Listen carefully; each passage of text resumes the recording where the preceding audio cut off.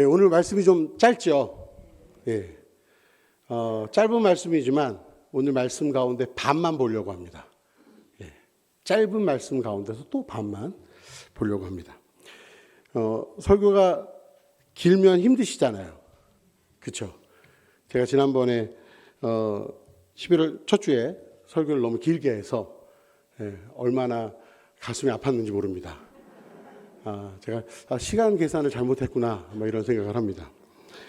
사실은 목사로서 제가 말씀 사역자가 되기를 소망했을 때 이런 설교를 꼭 해야 되겠다라고 마음 먹은 것이 있었습니다. 그게 뭐냐면 부활절 선교인데요. 아주 짧게 하는 겁니다. 이런 겁니다. 설교가 시작되면 성도들을 향해서 제가 이렇게 선포하는 겁니다. 2000년 전에 우리 주 예수께서 죄와 사망의 권세를 모두 이기시고 이미 부활하셨고 우리의 구세주가 되셨습니다. 그럼 아멘 하셔야죠. 네. 우리는 예수님의 승리하심으로 인해 예수님처럼 죄와 사망의 권세를 이기고 부활했고 부활을 맛보며 부활할 것입니다. 할렐루야! 딱 이렇게 하고 설교를 끝내는 겁니다. 아니 더 군더더기 있는 말이 필요가 없겠다 싶은 생각이 드는 겁니다. 왜? 예수님께서 부활하셨잖아요. 사실 아닙니까? 믿으십니까? 부활절 설교에 이거보다 더 좋은 설교는 없을 거라고 제가 가슴에 품고 내가 담임 목사가 되면 꼭 이 설교를 하리라. 하지만 하나님께서 감사하게도 저를 담임 목사로 부르지 않으시고 설교 목사로만 부르셔서 제가 교목도 하고 사목도 하고 여러 가지 일을 하지만 담임 목사로는 부르지 않으셔서 제가 부활절 설교를 이렇게 할 수가 없게 되었습니다. 그런데 마침 오늘 설교 본문을 보니까 이 부활절 설교, 제가 하고 싶었던 부활절 설교만큼이나 너무나 쉽고 간단하고 당연한 말씀이 여기 본문에 주어져 있더라고요. 그래서 한번 해보려고 합니다. 또 해볼까요? 빨리 끝내는 게 좋다는 것이죠? 네, 그건 아니고요. 네. 자, 주님께서 사랑하시는 수원 명성교회 성도 여러분, 넘어지면 어떻게 해야 됩니까? 맞습니다. 넘어지면 일어나야죠. 우리 인생에 놀라우면서도 너무나 간단한 해답이 오늘 바로 이 본문에 있습니다. 넘어지면 어떻게? 다시 일어나는 것. 혹시 물질 문제로 인해서 넘어지신 분이 있으십니까? 아무도 없으신가 봐요. 근데 어쨌든 다시 일어나시기를 축복합니다. 직장 문제로 넘어지신 분이 있으십니까? 다시 일어나시기를 축복합니다. 자녀 문제로 넘어지신 분이 있으십니까? 다시 일어나기를 축복합니다. 건강 문제로, 진학 문제로, 취업 문제로 혹은 그 외에 어떤 문제로 넘어지신 분이 계시다면 다시 일어나시기를 축복합니다. 다 이렇게 하고 설교를 딱 끝내면 왜요? 넘어지면 어떻게 하면 되니까? 일어나면 되니까. 사실은 우리가 코로나라고 하는 전혀 예상하지 않았던 이 시대의 흐름 속에서 얼마나 많이 실패하고 얼마나 많이 넘어졌습니까? 힘드셨죠? 아직도 우리가 마스크를 쓸 수밖에 없고 벌써 3년이 되었습니다. 3년. 와, 이럴 거라고 예상하지 않았는데.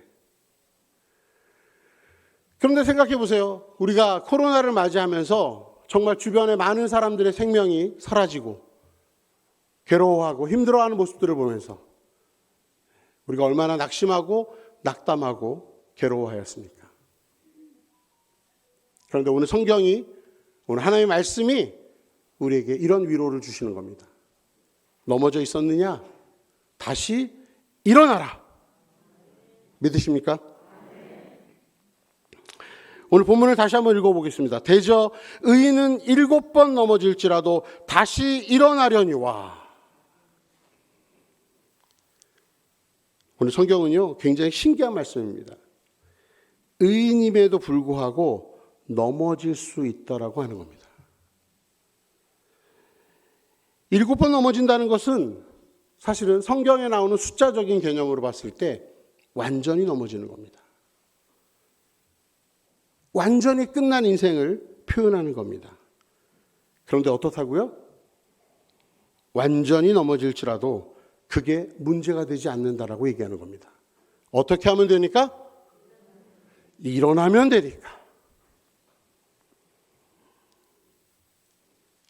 그런데 설교자의 설교가 왜 길어지냐면 딱 이렇게 딱 끝내고 일어나면 되니까. 자, 일어납시다. 할렐루야. 이러고 오늘 설교를 딱 끝내면 좋은데 뭔가 하나가 남는 거예요. 마치 화장실에 갔다가 뭘 잊어버리고 온 것처럼 말이죠. 뭔가 하나가 남는 겁니다. 오늘 본문을 보니까 의인은이라고 하는 이 단어가 마음에 남습니다. 나는 과연 의인인가? 여러분, 의로우십니까? 하나님 앞에서 부끄러움이 없는 떳떳한 마음과 생각을 갖고 계십니까? 과연 성도들에게 있어서 의인 혹은 의롭다라고 하는 것은 어떤 의미일까요? 인간이라고 하는 존재에게 과연 의로움이라고 하는 것은 가능한 것일까요? 요한복음 8장 3절에서 11절에 보니까 가늠하다 잡힌 여인이 등장하는 모습이 보입니다. 서기관들과 바리새인들이 음행 중에 잡힌 여자를 끌고 와서 가운데 세우고 예수께 말하되 선생님, 이 여자가 가늠하다가 현장에서 잡혔습니다. 모세는 이런 여자를 돌로 치라고 명하였는데 선생님은 뭐라고 하시겠습니까? 그들이 이렇게 말하면 고발할 조건을 얻고자 하여 예수를 시험함이로라.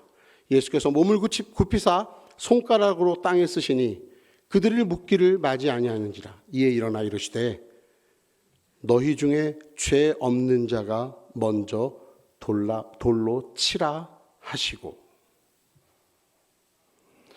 9절 말씀에 이렇게 이야기합니다. 그들이 이 말씀을 듣고 양심의 가책을 느껴 너희 가운데 죄 없는 자가 돌로 치라 라고 하는 이 말에 바리새인과 서기관이라고 하는 이 당시에 그렇게 의롭게 살았다. 내가 하나님 앞에 손을 들고 하나님, 나는 저 세리와 같지 않습니다. 하나님, 나는 하나님 앞에 정한 바 드릴 것들을 다 드렸고 하나님께서 요구하시는 삶을 살고 있었습니다. 라고 자랑했던 이 사람들의 따라해 볼까요? 양심의 가책을 느껴.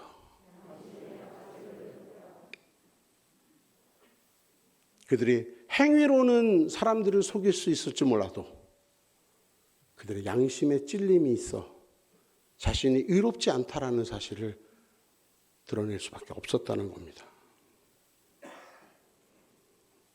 가늠하다 잡힌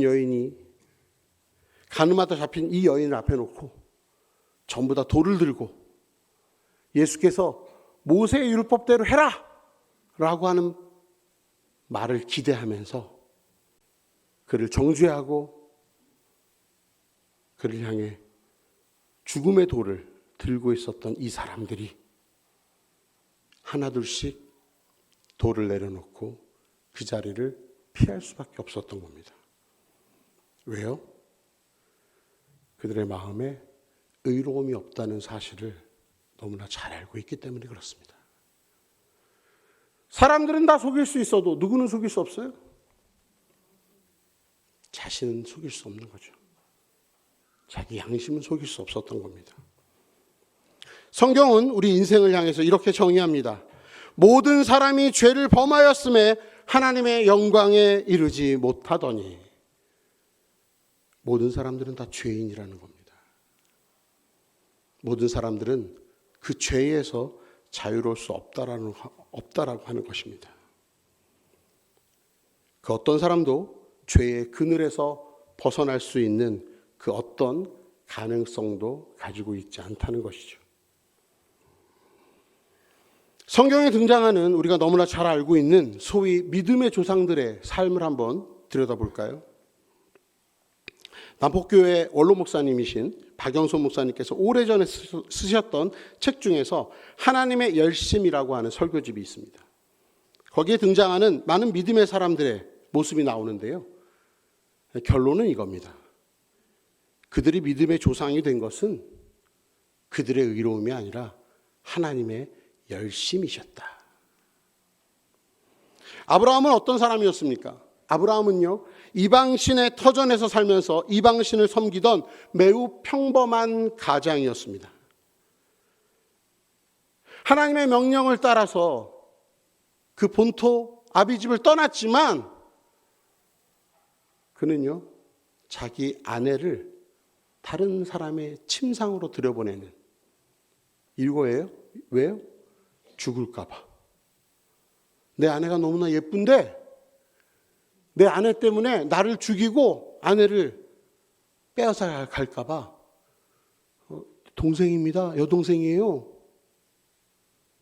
소위 말하는 찌질함의 극치를 보여주죠. 하나님의 약속을 받은 후에도 기다리지 못했습니다. 아내가 계속 찔러대니까 어떻게 합니까? 두 번째 부인을 얻어요. 그리고 아들을 낳습니다. 그러고 나서 또 어떻게 합니까? 또 그 아내의 요구에 따라서 자기 아들과 자기 두 번째 부인을 사막 한가운데로 내몰고 맙니다. 그런데 이 아브라함을 하나님께서 여전히 지키시고 복주시고 믿음의 조상이라, 하나님의 벗된 자라, 하나님의 친구라 불러주셨다라는 사실입니다. 야곱은 어떤 사람이었습니까? 야곱의 이름 뜻이 뭐죠? 속이는 자, 강탈자, 도둑질하는 자, 사기꾼. 야곱은요, 형과 아버지를 속였습니다. 장자의 권한을 약탈하고 말았죠. 그가 고향을 떠나서 재산을 많이 모으고 나서 형에게로 돌아가기를 마음먹습니다. 그런데 어떻게 돌아갑니까?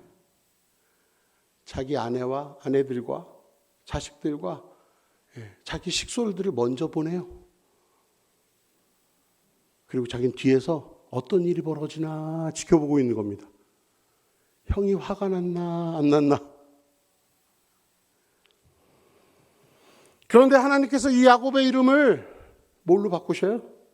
이스라엘로 바꾸시고 장자로 인정하시고 예수님의 조상이 되게 하시죠.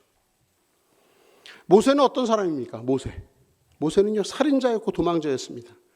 심지어는 하나님의 부르심과 명령에 6번이나 거부하는 모습을 보입니다. 역대적인 사건이에요. 결국에는 자신의 분을 이기지 못해서 바위를 명하여 물을 내라는 하나님의 명령을 어기고 어떻게 합니까? 바위를 지팡이로 내리치죠. 자신의 분을 이기지 못해서 어떻게 합니까? 이 모세는요, 정말 대단한 사람이에요. 하나님을 일을 시켜요. 하나님께서 주셨던 십계명 돌판을 어떻게 합니까? 던져버리죠. 그리고 하나님이 다시 그 십계명 돌판을 새기도록. 이야. 다윗은 어떤 사람입니까? 다윗. 성군으로 알려지고 이스라엘에서 제일 된 왕이다 라고 칭함을 받은 이 다윗은 어떤 사람이었습니까? 하나님의 뜻을 따르기 위해서 늘 애씀에도 불구하고 왕이 되어 전쟁 중에 자신의 충성스러운 부하의 아내를 취하고 그것을 감추기 위해서 그 충성스러운 부하를 살인 교사하는, 놀라운 것은 그때까지도 깨닫지 못했다는 거죠. 다윗이 어떻게 회개합니까? 나단 선지자를 통해서 하나님께서 말씀하셨을 때 비로소 그가 하나님 앞에 회개합니다. 이 외에도 성경에 등장하는 수많은 사람들은요, 여전히 죄인이고 여전히 행악자고 미련한 사람입니다. 그들의 인생에서 도대체 의롭다라고 하는 것은 찾아보기 어려운. 그렇다면 우리는 어떻습니까? 우리가 우리의 삶을 되돌아봤을 때 우리는 의롭다라고 하는 모습 보일 수 있는 그 어떤 자격이 있습니까? 없습니다. 우리는 절대 의인일 수 없습니다. 실망스러우신가요? 놀랍게도 아이러니하게도 이 실망스러운 우리의 모습 때문에 우리에게 비로소 소망이 있습니다. 방금 읽었던 로마서 4장의 말씀을 계속 읽어드릴게요. 모든 사람이 죄를 범하였음에 하나님의 영광에 이르지 못하더니 그리스도 예수 안에 있는 속량으로 말미암아 하나님의 은혜로 값없이 의롭다 하심을 얻은 자 되었느니라.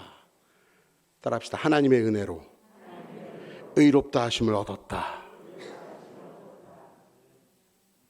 여러분, 우리가 도저히 의로울 수 없기 때문에 하나님께서 우리에게 의롭다 말해주시는 겁니다. 믿으십니까? 따라해 볼까요? 내가 의롭지 않기에 하나님께서 의롭다 말씀하신다. 우리가 하나님의 은혜가 우리를 의롭다 하시기 때문입니다. 하나님의 열심히 성경에 등장하는 수많은 사람들의 믿음의 역사를 만들어내셨듯이 오늘 우리에게도 하나님께서 동일한 역사를 보여주신다라고 하는 겁니다. 이것을 우리가 믿는 신학적인 정의로는 이렇게 얘기합니다. 따라해 볼까요? 칭의. 칭의라는 말은요, 의롭다 하셨다. 의롭다고 말씀하셨다. 놀랍게도요, 이 칭의라고 하는 용어는요, 법적인 의미를 갖는 용어입니다. 법정에서 선포되는 말입니다. 의로우신, 공의로우신 재판장이신 하나님께서 판결하시는 그 모든 재판이 의로울 수밖에 없지 않습니까? 그런데 그 하나님의 법정에서 하나님께서 의롭지 않은, 도대체 의로울 수 없는 우리들을 향해서 하나님께서 이렇게 선포하신다는 거예요. 그래? 네가 의롭지 않니? 네가 부끄러우니? 네가 여전히 자격이 없다라고 생각하니? 그래. 그렇다면 의롭다. 이렇게 말씀하시고 선언하신다는 겁니다. 오늘 성경에 보니까 뭐라고요? 로마서에 보니까 하나님께서 우리의 죄를 간과해 주신다는 겁니다. 우리의 죄를 넘겨버리신다는 거예요. 잊어버려 주신다는 겁니다. 그걸 주목하고 하나님께서 그걸 물고 늘어두지 않으신다는 거예요. 이 선언의 의미가 뭡니까? 이제 우리가 예수님의 화목하심을 믿는 믿음을 가지면 모두가 다 의인이 될 수 있다는 것입니다.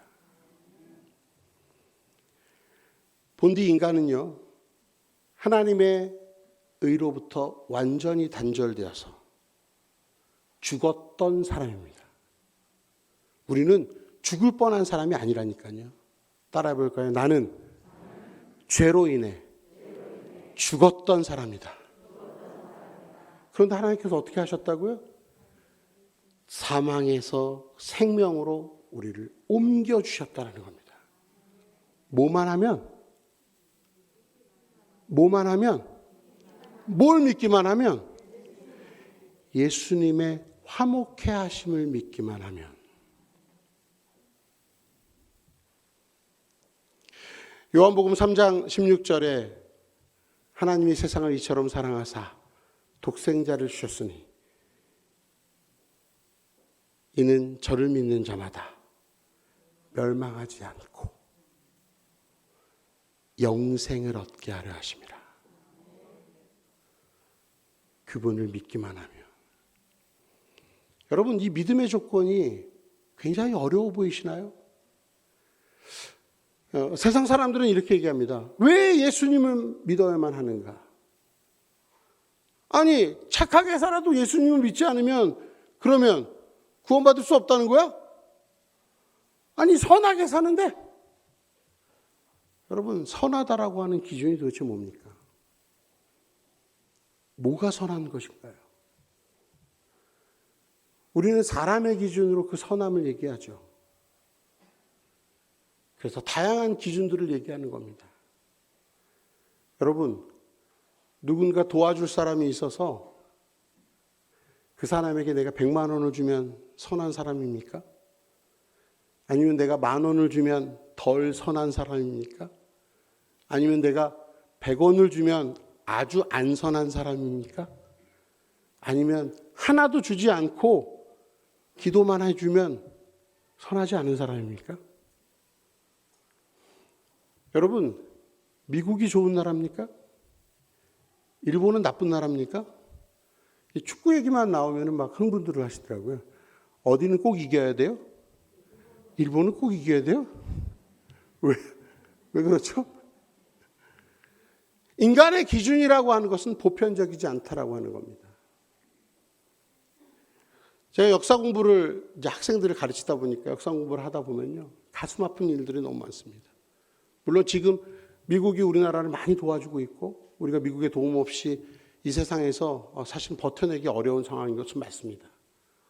그런데 미국은요, 이미 아주 오래전에 필리핀을 지배하기 위해서 일본이 우리나라를 지배하도록 허용했던 적도 있습니다.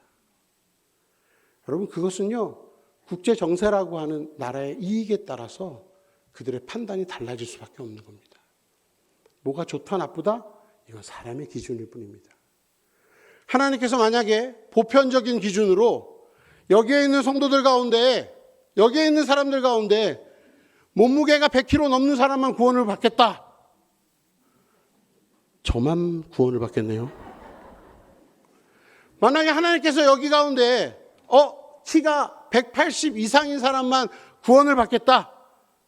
그러면 노 목사님하고 저하고 둘만 구원을 받겠네요. 그런데 하나님께서는요, 보편적인 이야기를 하고 계시는 겁니다. 누구나 할 수 있는 거. 어떻게 해요? 예수님을 믿기만 하면. 예수님의 화목제물 되심을 믿기만 하면. 하나님의 독생하신 아들을 통해 구원의 사역을 이루고자 하시는 하나님의 그 선한 의도를 믿기만 하면 우리는 의인이 될 수 있는 것입니다. 오늘 본문으로 다시 돌아갑니다.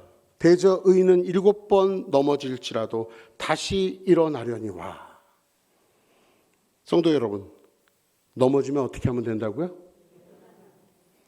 여러분들은 이제 우리는요, 우리의 힘으로 의롭게 되는 것이 아니라 하나님으로 말미암아, 하나님의 은혜로 말미암아, 하나님의 은혜의 선물로 말미암아 의롭다 선언되어서 우리가 의로움을 얻게 되었다는 것을 알게 되었습니다. 믿으십니까? 그렇다면 이제 우리는 넘어질지라도 어떻게만 하면 됩니까? 일어나기만 하면 됩니다. 미국의 프로야구 선수 가운데 아직도 미국인들이 손꼽아 초항하는 인물이 있습니다. 베이브 루스라고 하는 사람입니다. 이 사람은 원래 투수이기도 했고 타자로 더 이름을 날리게 됩니다. 1914년에 프로야구를 시작했고요. 1935년까지 야구 생활을 합니다. 20년 동안 야구 인생을 살죠. 이 사람이요, 20년 동안 홈런을 몇 개를 쳤는 줄 아세요? 714개를 칩니다. 그러니까 이게 아주 섣부를 때부터 은퇴할 때까지니까 중간중간에 잘 칠 때도 있고 못 칠 때도 있었지 않겠습니까? 그러니까 평균 한 30개 정도를 친 거예요. 최소한. 근데 기록을 보니까 60개를 친 해도 있었고요. 50개, 40개, 대부분 40개 넘게. 와, 대단한 거 아닙니까? 그런데 이 베이브 루스가요, 삼진아웃을 1330번이나 당합니다. 홈런은 700번을 쳤는데 삼진아웃은 1300번, 거의 2배 정도를 당했다는 겁니다.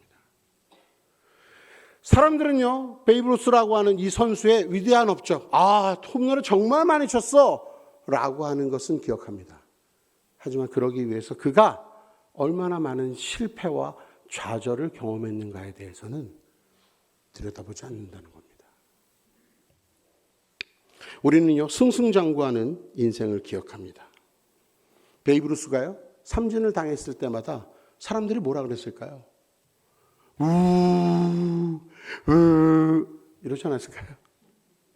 그런데 만약에 베이브루스가 그 사람들의 원성과 야유와 그 사람들의 손가락질에 마음이 뺏기고 좌절하고 넘어진 채로 주저앉아 버렸다면 역사에 기록된 베이브루스라고 하는 훌륭한 선수는 존재하지 않았을 것입니다.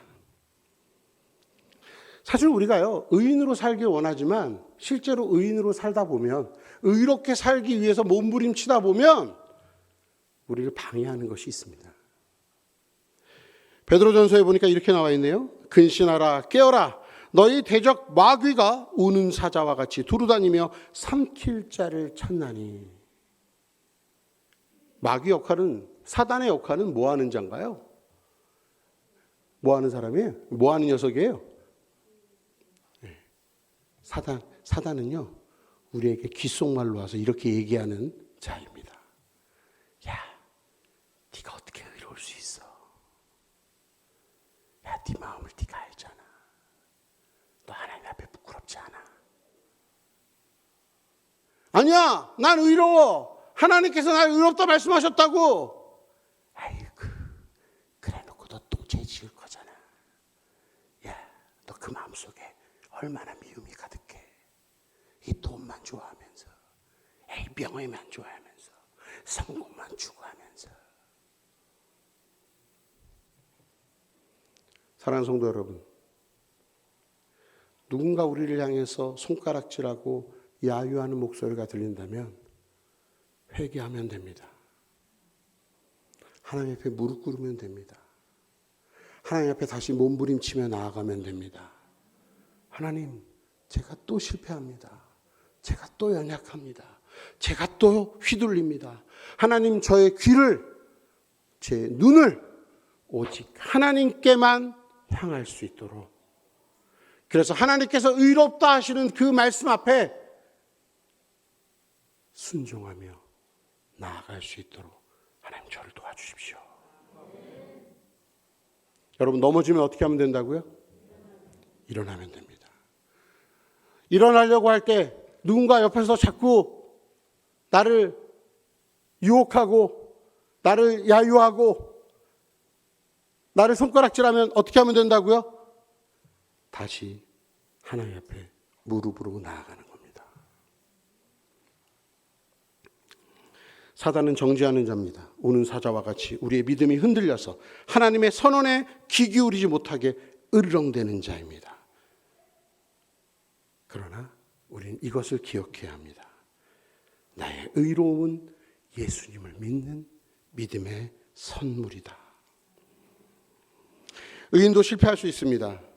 하지만 우리는 우리를 세우시는 하나님으로 인해 반드시 다시 일어날 필요가 있습니다. 사랑하는 성도 여러분, 짧은 말씀이지만, 너무나 쉬운 말씀이지만 우리에게 요구하는 뜻은 깊습니다. 반복되는 실패와 반복되는 우리의 삶의 낙심 가운데 끝까지 잊지 말아야 될 것은 내가 다시 일어나면 된다. 하나님께서 내가 다시 일어나기를 원하신다. 하나님께서 나를 의롭다 여전히 말씀하신다. 하나님께서 나를 책임져 주실 것이다. 이러한 믿음으로 살아가는 저와 우리 수원명성교회 여러분들 되시기를 주님의 이름으로 축복합니다.